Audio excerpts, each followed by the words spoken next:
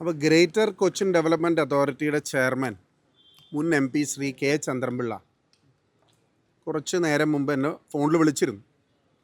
അദ്ദേഹം പറഞ്ഞിരുന്നത് ഇത് വിഷയം ഉയർത്തിയത് നന്നായി, ഇതൊരു ട്രാൻസ്പെറൻ്റ് ആയിട്ടുള്ള പ്രോജക്റ്റാണ്. ഈ പ്രോജക്റ്റിൻ്റെ എല്ലാ ഡോക്യുമെൻസും വിശദാംശങ്ങളും മാധ്യമങ്ങൾക്ക് അദ്ദേഹം ഇന്ന് തന്നെ കൈമാറുമെന്നുള്ളതാണ്. അപ്പോൾ ആ പ്രശ്നത്തിനൊരു ശാശ്വതമായ പരിഹാരം ആയി എന്നാണ് ഞാൻ മനസ്സിലാക്കുന്നത്. ആ ഡോക്യുമെൻറ്റിൻ്റെ കോപ്പിയും വിശദാംശങ്ങളും വന്നു കഴിഞ്ഞാൽ എനിക്ക് തോന്നുന്നു ഈ പറയുന്ന യാതൊരു തരത്തിലുമുള്ള വിവാദങ്ങളുടെ ആവശ്യം ഉണ്ടാവില്ല. ജനപ്രതിനിധികളുടെ ചില ആശങ്കകൾ മാത്രമാണ് ഞങ്ങൾ പങ്കുവെക്കുന്നത്. ഗ്രേറ്റർ കൊച്ചിൻ ഡെവലപ്മെൻറ്റ് അതോറിറ്റി അതിൻ്റെ എക്സിക്യൂട്ടീവ് കമ്മിറ്റിയിലോ GCയിലോ ചർച്ച ചെയ്തിട്ടാണോ ഈ തീരുമാനങ്ങൾ GCDA കൈക്കൊണ്ടിട്ടുള്ളത്? ഫിഫയുടെ ഇൻ്റർനാഷണൽ ഗൈഡ് ലൈൻസും പ്രോട്ടോക്കോളും അനുസരിച്ചിട്ടാണോ ഫിഫ നൽകിയ അങ്ങനെ ഒരു ഡോക്യുമെൻറ്റ് അത് വെച്ചിട്ടാണോ ഈ സ്റ്റേഡിയത്തിൻ്റെ നവീകരണം നടക്കുന്നത്? ഈ സ്റ്റേഡിയം എന്ന് പറയുന്നത് ഒരു ഇവൻറ്റിന് വേണ്ടി മാത്രം തയ്യാറെടുക്കേണ്ട ഒരു സ്റ്റേഡിയം അല്ല. ഈ സ്റ്റേഡിയത്തിന് വലിയൊരു ചരിത്രമുണ്ട്. ഒരുപാട് അന്താരാഷ്ട്ര ക്രിക്കറ്റ് ഫുട്ബോൾ മാച്ചുകൾക്ക് വേദിയായിട്ടുണ്ട്. കേരള ബ്ലാസ്റ്റേഴ്സിൻ്റെ ഹോം ഗ്രൗണ്ടാണ് കൊച്ചി. ആ ISL തുടങ്ങുന്നതിന് മുമ്പ് ഇത് തയ്യാറാകുമോ എന്ന ആശങ്ക അവർ പ്രകടിപ്പിച്ചിട്ടുണ്ട്. അതോടൊപ്പം തന്നെ ഇതിൻ്റെ സെക്യൂരിറ്റി ഇഷ്യൂസ്, ഒരു ഇവാക്വേഷൻ പ്ലാൻ, അതുപോലെ തന്നെ പ്ലെയേഴ്സ് അർജൻറ്റീനിയൻ ഫുട്ബോൾ അസോസിയേഷൻ്റെ നിർദ്ദേശാനുസരണമുള്ള സെക്യൂരിറ്റി, അതിൻ്റെ പ്ലെയേഴ്സിൻ്റെ എൻട്രിയും എക്സിറ്റും സംബന്ധിച്ചുണ്ടോ? ഞാൻ പറഞ്ഞല്ലോ, ഇത് ഒരു ഗെയിമിന് വേണ്ടി മാത്രം സജ്ജമാകേണ്ട ഒരു സ്റ്റേഡിയമല്ല. ഇതിലെന്ത് ഇമ്പ്രൂവ്മെൻറ്റ്സ്, ₹1 ഇമ്പ്രൂവ്മെൻറ്റ് ഈ സ്റ്റേഡിയവുമായി ബന്ധപ്പെട്ടിട്ടുണ്ടാവുകയാണെങ്കിൽ അതിനെല്ലാം ഞങ്ങൾ സ്വാഗതം ചെയ്യുകയാണ്. വളരെ നല്ല കാര്യമാണ്. ഞങ്ങൾക്കൊന്നും ഒരു അഭിപ്രായ ഭിന്നതയും അതിനെ സംബന്ധിച്ചില്ല. പക്ഷേ ഇതൊരു സ്പോർട്ടിംഗ് ഇവൻ്റ് ആണോ, ഒരു ബിസിനസ് പ്ലാനാണോ? 70 ഇട്ട് 70 എടുക്കാം, 70 ഇട്ടാൽ 140 കിട്ടും എന്നുള്ളൊരു പ്ലാൻ ഇതിൻ്റെ ഭാഗമായിട്ടാണോ? സ്വകാര്യ സ്പോൺസർഷിപ്പ് ഇതിൽ നിന്ന് നേടാൻ സാധിക്കുമോ? അപ്പോൾ ഞാൻ 70 കോടി രൂപ ഇൻവെസ്റ്റ് ചെയ്യുകയാണ്, എനിക്കിതിൽ നിന്ന് സ്പോൺസർഷിപ്പ് വരുമാനം കൊണ്ട് എനിക്ക് പണം സ്വീകരിക്കാൻ പറ്റും. അത് GCDAക്കാണോ ലഭിക്കുന്നത്, ഗവൺമെൻറ്റിനാണോ ലഭിക്കുന്നത്, സ്പോൺസർക്കാണോ ലഭിക്കുന്നത്? അതുപോലെ ഒരുപാട് ചോദ്യങ്ങൾ. സീറ്റുകളുടെ എണ്ണം കുറയും എന്ന് പറയുന്നു, സീറ്റുകളുടെ എണ്ണം കൂടും എന്ന് പറയുന്നു. അപ്പോൾ ഇതിനെക്കുറിച്ചിട്ടുള്ളൊരു ക്ലാരിറ്റി, ഇപ്പോൾ ഇൻ്റർനാഷണൽ ക്രിക്കറ്റ് മാച്ചസ് ഇനി ഇവിടെ ഉണ്ടാവില്ല. ഇതൊരു ക്രിക്കറ്റ് സ്റ്റേഡിയം അല്ല, അല്ലെങ്കിൽ ക്രിക്കറ്റിന് ഇനി അനുയോജ്യമായ മറ്റ് സ്റ്റേഡിയങ്ങളുള്ളതുകൊണ്ട് we are concentrating on football. This is football stadium. അതിനനുയോജ്യമായി ആണോ ഭാവിയിലേക്ക് ഇത് പണിതുകൊണ്ടിരിക്കുന്നത്? ഞാൻ നേരത്തെ പറഞ്ഞല്ലോ, ടെക്നിക്കൽ എക്സ്പെർട്ടീസ് ഉള്ള ആളുകളാണോ ഇതിന് നേതൃത്വം കൊടുക്കുന്നത്? ഇപ്പോൾ നിങ്ങൾ എല്ലാ ഡോക്യുമെൻറ്റ്സും നിങ്ങൾക്ക് കിട്ടിയല്ലോ അല്ലേ? കരാറിൻ്റെ കോപ്പി കിട്ടിയോ? അപ്പോൾ ആ കരാറിൻ്റെ കോപ്പി പുറത്ത് വന്നാൽ, ഇപ്പോൾ സ്പോർട്സ് കേരള ഫൗണ്ടേഷൻ എന്ന് പറയുന്ന ഒരു ഓർഗനൈസേഷനാണ്. അതിൻ്റെ ആളുകളെ ഒന്നും ഇതുവരെ കണ്ടിട്ടില്ല. സ്പോർട്സ് കേരള ഫൗണ്ടേഷൻ എന്താണ് ചെയ്യുന്നത്? ഇപ്പോൾ ഞാനൊരു ചെറിയൊരു ഉദാഹരണം കൂടി പറയാം. ഇപ്പോൾ ഇവിടുത്തെ പഴയ സീറ്റുകളൊക്കെ അഴിച്ചു മാറ്റും. ആ പഴയ സീറ്റുകൾ എന്ത് ചെയ്യും? നമ്മൾ ഒരു നവീകരണ പ്രവർത്തനം ഒരു പബ്ലിക് സ്പേസിൽ നടത്തിയാൽ, ഒരു പഴയ കെട്ടിടം, ഒരു സർക്കാർ ഗസ്റ്റ് ഹൗസ് പുതുക്കി പണിയണം എങ്കിൽ ആദ്യം അത് ടെൻഡർ ചെയ്യണം. ഇത് പൊളിക്കാൻ വേണ്ടിയിട്ട് ഒരു കരാറുകാരനെ കാണണം. ഇതിൻ്റെ വേസ്റ്റ് എവിടെ മാനേജ് ചെയ്യും എന്നുള്ള മറ്റൊരു ചോദ്യമുണ്ട്. അപ്പോൾ ഇതാദ്യം ടെൻഡർ ചെയ്ത് ഇതാദ്യം ഡിമോളിഷ് ചെയ്യാൻ ആദ്യം ഒരു കരാറുകാരനെ കണ്ടുപിടിക്കും. അപ്പോൾ ഇവിടെ നടക്കുന്നതിൻ്റെ ഓണർഷിപ്പ് ആർക്കാണ്? GCDAക്കാണോ, സ്പോൺസർക്കാണോ? ഇതിൻ്റെ ഓണർഷിപ്പ് സംബന്ധിച്ചിട്ടുള്ള മറ്റ് വിശദാംശങ്ങൾ, ഏതൊക്കെ ഏരിയയിലേക്ക് ഇദ്ദേഹത്തിന് കടക്കാം? ഈ സ്റ്റേഡിയം എന്ന് പറയുന്ന വിശാലമായ ഈ പ്രദേശം തുറന്നിട്ട് കൊടുത്തുകൊണ്ട് ഇവിടെ എന്തും നടത്താൻ സാധിക്കും, മെസ്സി വരുന്നു എന്ന് പറഞ്ഞിട്ട് അങ്ങനെ പറ്റില്ലല്ലോ. നമുക്ക് ഒരു കൃത്യമായ ഒരു എഗ്രിമെൻ്റ് ഉണ്ടാവണം. ആ എഗ്രിമെൻറ്റിൽ പറയുന്ന കാര്യങ്ങൾ ചെയ്യണം. 70 കോടി രൂപയാണല്ലോ സ്പെൻഡ് ചെയ്യുന്നത്. What is A breakup? എന്താണ് ബ്രേക്കപ്പ്? ഇതിൻ്റെ പുറം ജോലികൾക്ക് ഗ്രൗണ്ട് നവീകരണത്തിന് എത്ര രൂപയാണ്? ഇൻറ്റേർണൽ ഗ്രൗണ്ട് നവീകരണത്തിന് എത്ര രൂപയാണ്? ഇതിൻ്റെ ചെയറുകൾ മാറ്റുന്നതിന് എത്ര രൂപയാണ്? ഇതിൻ്റെ ഫ്ലഡ് ലൈറ്റ് മാറ്റുന്നതിന് എത്ര രൂപയാണ്? അങ്ങനെയുള്ള മൈന്യൂട്ടായിട്ടുള്ള ബ്രേക്കപ്പ് ഡീറ്റെയിൽസ് ഉണ്ടെങ്കിൽ നമുക്ക് 70 കോടി എങ്ങനെ ചിലവഴിച്ചു എന്ന് കാൽക്കുലേറ്റ് ചെയ്യാൻ സാധിക്കും. GCDAയുടെ സമ്മതത്തോടു കൂടിയാണോ ഈ 70 കോടി? GCDAക്ക് അറിയോ ഇതെങ്ങനെയാണ് സ്പെൻഡ് ചെയ്യുന്നതെന്നുള്ളത്? അപ്പോൾ അങ്ങനെ ഒരുപാട് ചോദ്യങ്ങൾ. ഞാൻ നേരത്തെ രാവിലെ പറഞ്ഞൊരു കാര്യമാണ്, ഒരു രാജ്യത്ത് ഒരു ഇൻ്റർനാഷണൽ ടീം, അർജൻറ്റീനിയൻ ഫുട്ബോൾ അസോസിയേഷൻ്റെ മെസ്സി അടങ്ങുന്ന ലോകത്തിലെ ഏറ്റവും വലിയ ടീം വരുന്നു. They have a protocol. The protocol is all India football ഫെഡറേഷനെ അറിയിക്കണം, all India football federation Kerala football അസോസിയേഷനെ അറിയിക്കണം.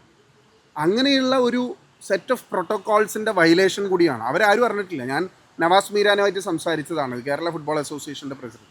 അവർക്കൊന്നും ഇതിൽ യാതൊരു റോളും ഇല്ല.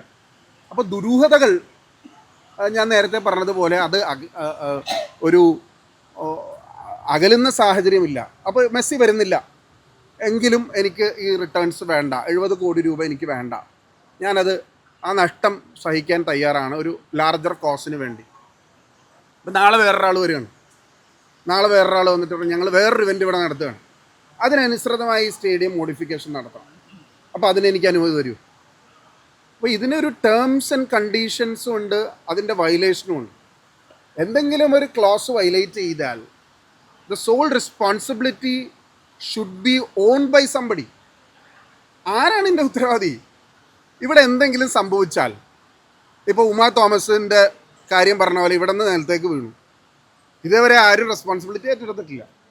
GCD എഞ്ചിനീയറിംഗ് എന്ന് പറയുന്നത് ഞായറാഴ്ച ആയതുകൊണ്ട് എഞ്ചിനീയർ വന്നില്ല എന്നുള്ളതാണ്. അവിടെ ഒരു താൽക്കാലിക സ്റ്റേജ് കെട്ടി അതിൻ്റെ സ്ട്രക്ചറൽ സ്റ്റെബിലിറ്റി നോക്കാൻ ഒരാളുണ്ടായിരുന്നില്ല. But they should be owner for everything.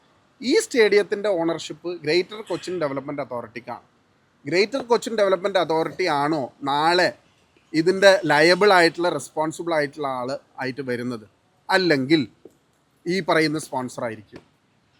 ഇതിൻ്റെ നിർമ്മാണത്തിൽ എന്തെങ്കിലും വീഴ്ചകൾ സംഭവിച്ചു, അതുമായി ബന്ധപ്പെട്ട് എന്തെങ്കിലും അങ്ങനെയൊന്നും ഉണ്ടാകാതിരിക്കട്ടെ എങ്കിലും ഞാൻ പറയാം.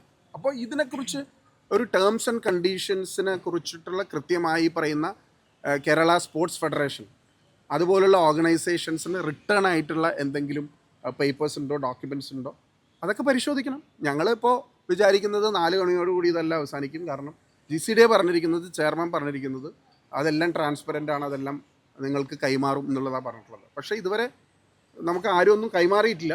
കൈമാറിയാൽ ഈ പ്രശ്നങ്ങൾ കഴിയും.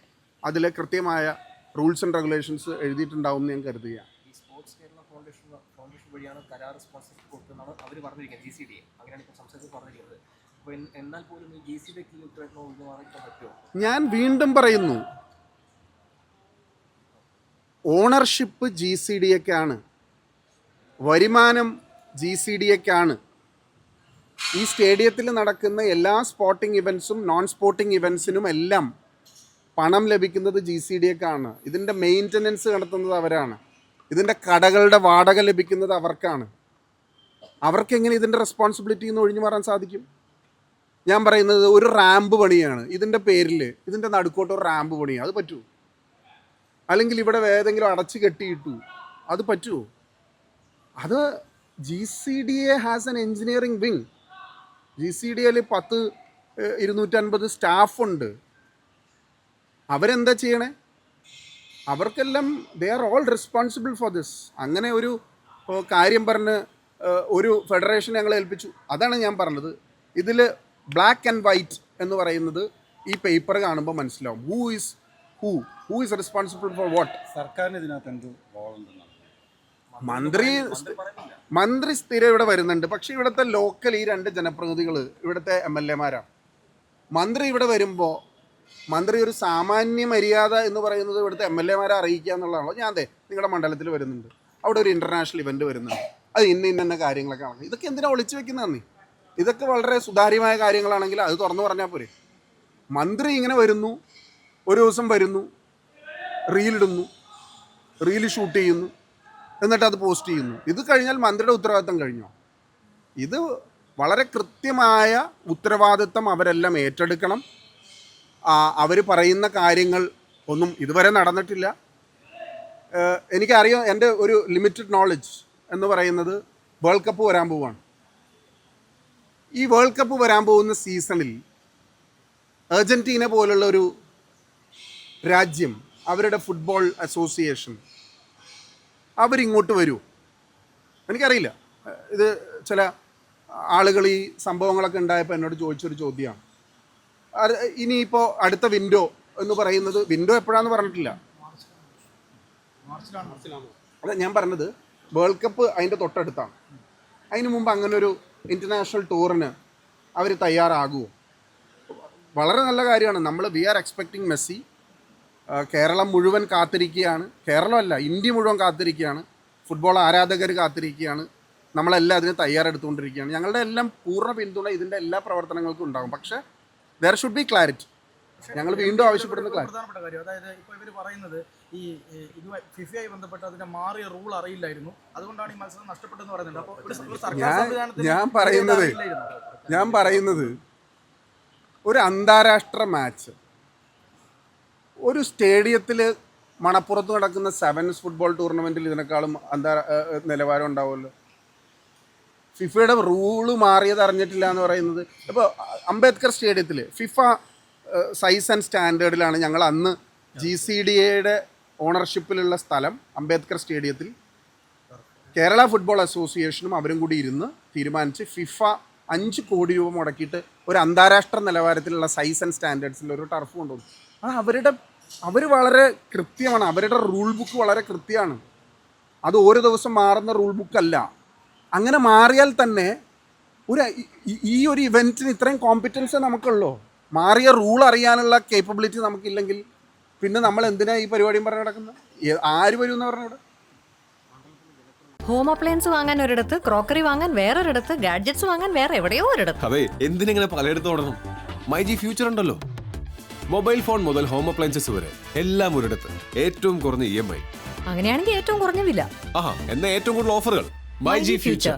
Experience the next. മൈജി ആണ് ഫ്യൂച്ചർ.